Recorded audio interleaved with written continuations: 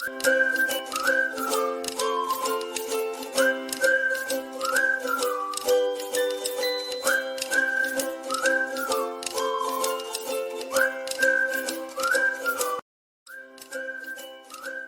Jones of the Manor Farm had locked the hen houses for the night, but was too drunk to remember to shut the pop holes. With the ring of light from his lantern dancing from side to side, he lurched across the yard, kicked off his boots at the back door, drew himself a last glass of beer from the barrel in the scullery, and made his way up to bed, where Mrs. Jones was already snoring. As soon as the light in the bedroom went out, there was a stirring and a fluttering all through the farm buildings. Word had gone around during the day that old Major, the prize medal white boar, had had a strange dream on the previous night and wished to communicate to the other animals. It had been agreed that they should all meet in the big barn as soon as Mr. Jones was safely out of the way. Old Major, so he was always called, though the name under which he had been exhibited was Wellington Beauty, was so highly regarded on the farm that everyone was quite ready to lose an hour's sleep in order to hear what he had to say. At one end of the big barn, on a sort of a raised platform, Major was already ensconced on his bed of straw, under a lantern which hung from a beam. He was 12 years old and had lately grown rather stout, but he was still a majestic looking pig, with a wise and a benevolent appearance, in spite of the fact that his tushes had never been cut.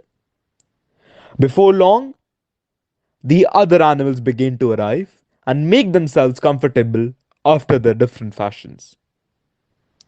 First came the three dogs, Bluebell, Jessie, and Pincher, and then the pigs, who settled down in the straw immediately in front of the platform. The hens perched themselves on the windowsills, and the pigeons fluttered up to the rafters. The sheep and cows lay down behind the pigs and began to chew the cud. And before we move on, I would like you guys to hit a pause and please subscribe to the channel. We have been working really hard for the past few days and we have been putting out a lot of good content recently. It's always free of cost and you can always change your mind. And yes, what a way to start the BookTube journey, yet again, with an extract from a new genre. An allegorical novel. Actually, a rebellious story. And yes, it's me, Prithushandala, the co-founder of BookTube, back after a long time. I hope you're up to date with the socials. The links will be up on your screen and the video description. And I hope you guys are following us through this. Now let's move on to the second extract from the book. Benjamin felt nose nuzzling at his shoulder. He actually looked around. It was Clover. Her old eyes looked dimmer than ever. Without saying anything, she tugged gently at his mane and led him around to the end of the big barn, where the 7 commandments were written. For a minute or two, they stood gazing at the tattered wall with its white lettering. "My sight is failing," she said finally. "Even when I was young, I could not have read what was written here. But it appears to me that the wall looks different. Are the 7 commandments the same as they used to be, Benjamin?" For once, Benjamin consented to break his rule, and he read out to her what was written on the wall.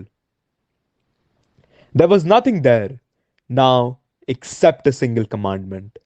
It ran, "All animals are equal, but some animals are more equal than others." After that, it did not seem strange when next day the pigs who were supervising the work of the farm all carried whips in their trotters. It did not seem strange to learn that the pigs had brought themselves a wireless set, were arranging to install a telephone, and had taken out subscriptions to John Bull, Tidbits, and the Daily Mirror. It did not seem strange when Napoleon was seen strolling in the farmhouse garden with a pipe in his mouth.